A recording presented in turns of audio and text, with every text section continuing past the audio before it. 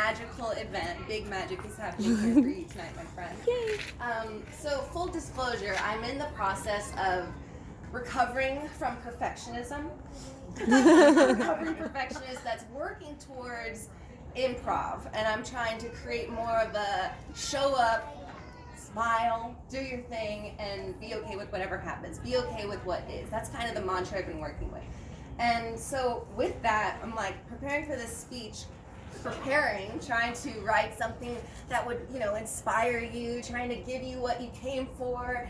And then I write this whole thing out, and then I think, humble, throw it away. I'm just gonna stand up there and see what comes out. So that's what we're doing here tonight. We're embracing what is, and I think that's a big part of what it takes to motivate, to elevate yourself. And that means so many things to different people, depending on what you're doing, what your industry is, whether you're raising a family or you're giving a speech or you're starting a business. There's so many ways you could motivate your experience and elevate your life. And I think that's really all about balance for us, where it's work, yes, it's play, it's terrifying, but it's delightful. There's a trick and there's a treat to nearly every side of every coin. And so with that thought, I wanted to tell you a little story about getting stoked, man. So I took a ski trip with my family a couple of years ago, and I'm like the least extreme person. Like, she mentioned paper crafts, I'm deep breathing, I'm writing blogs, like I'm not suiting up to go down a very difficult mountainside. But this season I did, and we're up there, and my husband Luke, he's a very difficult skier only. He's not very difficult in any other way. But anyway, we're up there and he's trying to motivate me. He's elevating my ski game. And so he's like, babe, let's get off these greens, go to a blue, let's try it. So I'm standing up at the blue slope and I'm looking down like, no, there's no way I'm gonna get down the slope alive. There's no way. And he's like, well, you could scoot down. I'm like, okay, that sounds terrifyingly fun. So he goes, and the last thing he says as he's soaring down the mountain is, you got this, babe, embrace the stoke. I'm like, what does that mean? Embrace the stoke? Like, okay. So I start, and I'm like, you're supposed to go straight down. But I'm like, okay. How can I go like this all the way down and take my time and never go fast? I don't want to get any momentum. I don't want to get out of control. I'm probably going to fall. I'm probably going to die if I do that. So let's just take it really easy.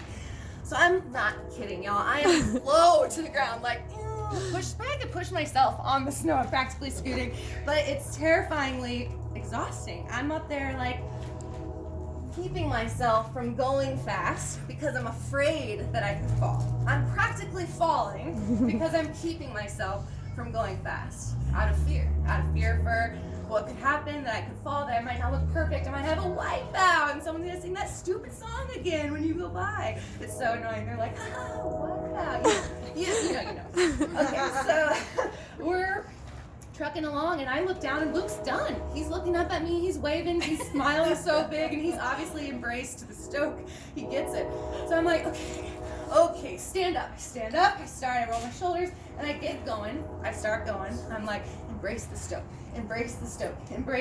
Can't stop saying that. And suddenly I'm cruising. I'm going fast. And I'm not out of control. I'm like doing the thing. I'm in the moment. I'm so part of that mountain.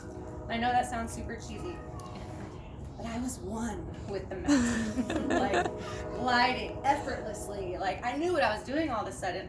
And I got down and I get up to Luke and I'm like, and I'm like, what was that? What happened up there? Let's get off this mountain. I'm done for this. Not for good time. Let's go. But we started talking about the stoke and like, what does that mean to get stoked? And it's normally in that like border culture, right? You got the skateboarders, the surfboarders, the snowboarders. Sure. I'm really a part of the border culture, obviously. I know about it. But they talk about that a lot. Get stoked, man. Yeah, I got stoked on that wave. I caught air, I got stoked. And you want to get that stoked, but you don't really get that stoked. I mean, because it's hard. It's scary to do those things with the elements, to face that fear of the unknown. That could be really blissful. You could feel one with the mountain, but you could also bust your ass. And the more times you try to do the mountain thing, you're going to bust your ass even more. And you've got to be prepared for that relationship. So not only do we need to embrace the stoke, we also have to embrace the suck. which is something my friend Brene Brown talks about in her book, Dare to Lead. You guys might have heard of Brene Brown. You might have also heard about Embrace the Suck from the Marines. It's kind of a big deal, apparently. I didn't know that until I researched. Brene Brown, Embrace the Suck. And they're like, the Marines came up with that. That super shame researcher doesn't know what she's talking about. But she does, because it's all the same truth. And it turns out that we can't access that courage in ourselves. We can't step up to the plate unless we're willing to be vulnerable, unless we're willing to possibly fail, and probably fail. And you're going to just have to be okay with that. So embracing the stoke, embracing the suck, embracing what is kind of the whole idea. But how do we do that if we're constantly in this state of, what am I doing next? How can I conquer this fear? I don't know. I'm improving. Get out of your head. That's literally the next thing. Get out of your head. That's a big advice. We have to get out of our head and sink into the moment. Sink into whatever it is you're doing, whatever it is I'm trying to pull through. What's the worst thing that can happen? I'm afraid to go down the mountain because I might bust my ass, but if I don't go down the mountain, I'm going to just freeze to death up here. Like, that's the alternative. So let go of that fear. Allow myself to step into that journey that I'm on, letting go of my comparison of my journey to Luke's, letting go of what Jen's gonna think about my post and my hashtag, letting go about what y'all think about my speech right now, because this research shows that none of that matters. It doesn't matter what you think about what I'm doing. It matters what I think about what I'm doing. I'm embracing this moment. I'm embracing my stoke. I'm embracing the suck. I was so nervous to get up here and do a thing, but it's not that bad. Like, what's the worst that can happen? You're gonna boo me off the stage. So my point is, I do care what you think about this speech, by the way. Even if it is like, she's the speaker, like, I could totally be the speaker if that's the speaker. Maybe I'll be the speaker next year. Not Jen. But my point is, stoke your fire, whatever it is, especially in the dead of winter, especially when you're like, I can't go on. Oh, it's too steep. There's too much to do. I can't do those dishes anymore. You just have to embrace that moment, light that fire. That's when you're going to need your warmth the most. So stoke that fire. Know what makes you stoked. Do more of that thing. Embrace it. Even when it sucks. Even when you're scared. You have to set yourself on fire. Because when we set ourselves on fire, we give permission to each other to do the same. When I shine brightly, you see that brightness and you shine brighter. And you can imagine, like, if I had a candle and I gave it to Jen and she lit a candle and it would just wildfire. And that's the kind of light that we can share from inside. That's the kind of light that we can deliver to the whole world if we let it. So, shine on, y'all. Shine on. Yes, Monica.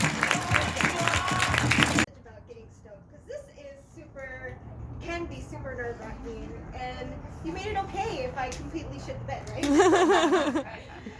So I want to tell you about an article that changed my life. Bonnie Ware, an Australian nurse, cared for patients during the last 12 weeks of their life. She wrote a book called The Top 5 Regrets of the Dying. Do you know what the number one regret of the dying is? It's, I wish I'd had the courage to live a life true to myself rather than a life others expected of me. I wish I'd had the courage to live a life true to myself rather than the life others expected of me. To live a life true to yourself starts with the belief that you can actually do so. And I know some of you might be sitting there saying, okay, that sounds cool and all, like living a life true to myself, like it sounds really good, but I really can't do that. My dream's too big, or I'm not really in a position right now to do so. I call bullshit. In May 2018, I weighed 236 pounds. I was experiencing extreme loneliness and I didn't understand what was holding me back from just being better. I knew that my weight was one of the first things that I needed to tackle, but I wasn't ready. I didn't have enough belief in myself to just get started. I also had the overwhelm by wanting multiple things. I wanted to start a business one day and start training for a marathon. And ultimately, I really just wanted to find happiness.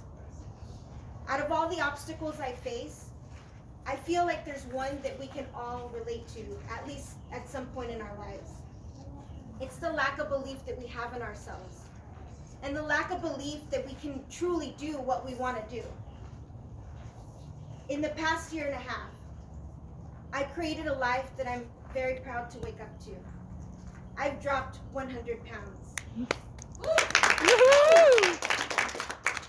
I started training for that rock and roll marathon. Yeah. Yes. I've since launched 2 businesses, and I found out that happiness was sitting right inside me. So today, I want to share some stories that help me build that belief in myself, in hopes that at some point during this talk, you give me the permission to enter your heart like that bitch on fire and get you to approach life just a little bit different. I believe with the time that I have, I can teach back 3 things. 3 things that I know if you take action on will not leave you at the end of your life saying, I wish I would have. First, don't focus on your why, find your what. I want you guys to imagine that you're 90 years old right now, like for real. Try to imagine that you're 90 years old. What is important to you? As you think back on your life, what are some of the milestones or accomplishments that you wish you had? For me, I just want to be a person that gave more than she took. I want to be a good health, healthy bones. I want to have had and still have great connections with people. And I want to have lived a life full of joyful experiences. Sure, the car, the money, the house, they're all great motivators, but strip that away for a moment and think about what would really matter to you. Once you find that what, the why will follow. Second, you gotta get delusional about your abilities to do whatever you want to do. I didn't start this talk listing off any accolades or to gain any credibility. Instead, I started this talk by asking your permission to enter your heart because I believe that I'm called to make a change through motivational speaking, and I got delusional about my abilities to do so. This being my 3rd talk in all.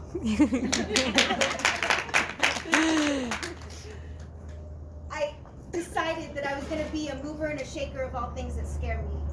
I decided that I was going to strive for excellence in everything that I did and outrun the competition. Because it doesn't matter what the noise is saying, like you said. What matters is that we decide in who and what we want to be and get delusional about how we're going to get there. Try it. Get delusional about your own abilities, and that will change your life. The last thing that I want to leave you with is that will help build that belief in yourself is actually quite simple. Whoa! I wasn't expecting that. You just need to remember to pee-pee. No, I'm not talking about going to the bathroom, although yes, that's also important. I'm talking about turning your falls into a pivot and perseverance. PP. I worked on a business for 6 months before I ultimately decided to completely walk away from it. Like, I'm talking about like the business plan, the social media posts, like announcing to the world that I was going to be a home organizer, and completely scrapped it. Do not be afraid to change directions. Don't be afraid to announce to the world that you're going to be an entrepreneur one day and start doing that, and then eventually decide that entrepreneurship isn't for you. Do not be afraid to pivot. It took me a while to realize that I'm a multi-passionate person. I don't really fit the mold of a one goal, one dream type of path. I know that I'm called to be the best motivational speaking, conference throwing, athleisure selling, dance performing, hustler and boss. Yes. And how do I know that that's going to happen? I don't. But I know that I won't be at the end of my life saying, I wish I would have. So try it and get curious about your own abilities. Pivot if you have to, because you will persevere. And the person to get you to pivot and persevere in this life is sitting inside you right now. I'll leave you with this. No one is coming to save us from that end-of-life regret. There is no right time to truly do what you want to do. There is this time, right now, right here, to dig that dream from inside of you. Pull that out, light that bitch on fire, and take action towards that thing right now. So if you don't know what to focus on, just find that what. And then get delusional about your abilities to do whatever you want to do. And finally, don't forget to pivot and persevere. Thank you.